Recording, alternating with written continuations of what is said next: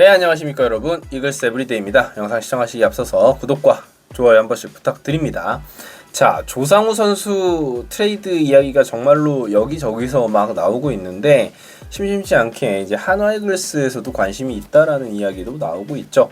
재밌는 건 키움에서는 정작 조상우 선수를 팔겠다라고, 물론 이제 표면적으로 선수가 다 듣는 뭐 이런 미디어 같은 매체에서 선수를 팔겠다라고 선언하는 건 쉽지 않은 일이기는 한데, 그러진 않고 있는 상황에서도 조상우 선수를 원하는 팀이 굉장히 많다라는 게 재밌는 부분입니다. 우선 이번 시즌 조상우 선수의 성적 한번 살펴보도록 하죠. 38과 3분의 2이닝을 소화를 해주고 있고요. 평균 자책점이 2.79, 굉장히 안정적이죠. WHIP는 1.42입니다. 탈삼진이 36개, 즉 9이닝당 탈삼진은 8.38개, 우리 팀의 주연상과 비슷한 수치다라고 볼 수 있겠습니다. 볼넷은 9이닝당 4.66개, 좀 많은 편이기는 하죠. 그렇지만 타자들을 굉장히 잘 처리해주고 있는 상당히 좋은 불펜 자원이다. 리그 거의 최정상급의 불펜 투수입니다. 군 제대 이후에 이제 물론 이제 그 가기 전에 수술도 받은 선수이기도 하고, 그런데도 불구하고 돌아와서 과연 조상우가 전성기 때의 모습을 보여줄 수 있겠느냐라는 우려가 있었음에도 불구하고 이닝 소화 굉장히 잘해주고 있다라고 볼 수 있겠어요. 특히 6월 이후의 성적이 대단합니다.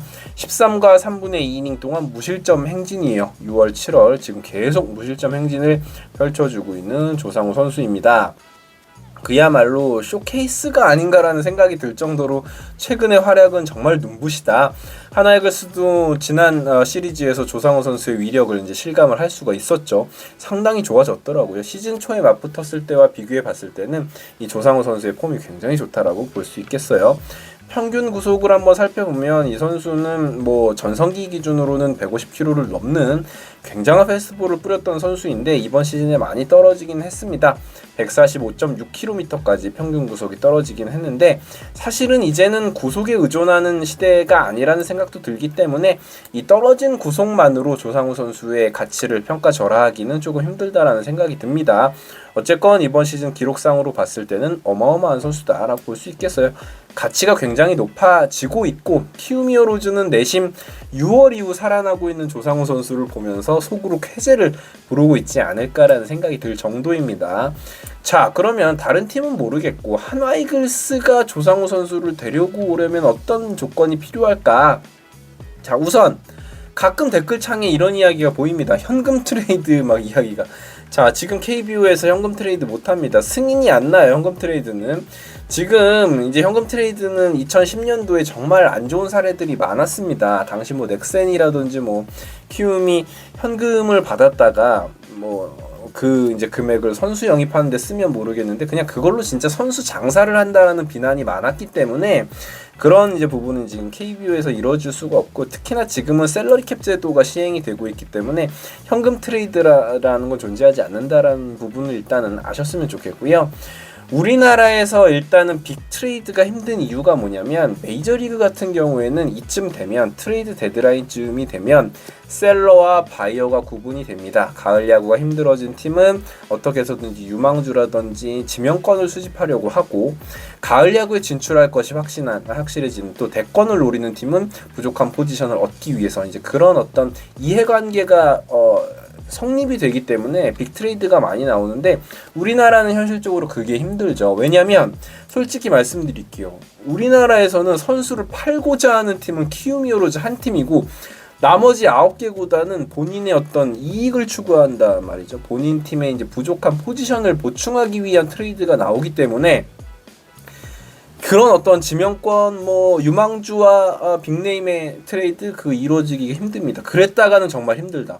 만약에 이제 한화 이글스 입장에서는 보십시오. 막 베테랑인데 성적이 잘 나는 선수를 막 지명권 유망주랑 바꾼다고 생각을 해봐. 자, 누가 있을까요? 뭐야, 없어. 왜? 생각나는 선수가. 그래, 최지훈 선수.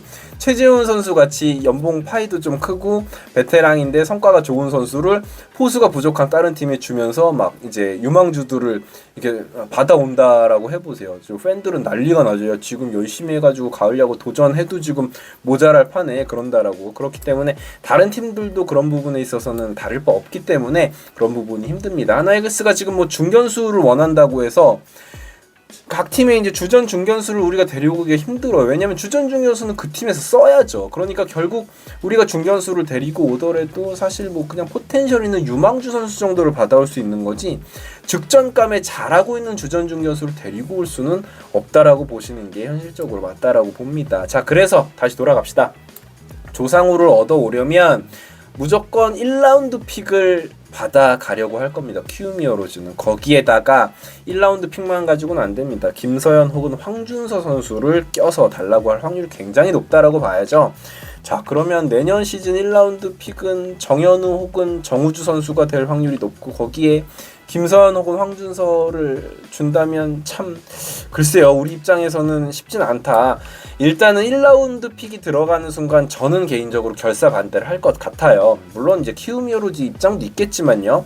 다들 또 이제 1라운드가 이제 뭐 하실 수 있는 1라운드를 우리가 뭐 좋은 선수를 키운 적이 있냐라고 반문하실 수도 있지만 죄송하지만 조상우 선수는 내년이 끝나면 FA가 되잖아요. 그렇기 때문에 셀러리캡 시대에 상당한 이제 부담감을 안겨줄 수가 있기 때문에 그런 부분에서는 저는 개인적으로 반대표를 하는 입장이고요. 다만 셀러리 캡이 사라지게 될 경우 그리고 1라운드 픽이 아닌 2라운드 이상의 픽 그리고 거기에다가 김서현 혹은 황준서를 껴달라고 하면 얘기가 조금 달라지겠죠. 아마도 그렇게 되면 채팅창에서 댓글창에서도 갑론을박이 많을 거다라고 생각을 합니다. 이러면 아마도 진짜로 의견이 많이 갈릴 거다라고 생각을 하고 2라운드 픽과 김서현 예를 들어서 뭐 그렇게 된다라면 사실 이 둘은 불안한 자선이기도 하고 조상우 선수는 보여준 게 있는 선수이기 때문에 뭐 이렇게 되면 사실은 우리 입장에서는 할만하다. 하지만 키움 입장에서는 아마 여기서 더 플러스 알파를 요구할 확률이 저는 높다고 생각해요.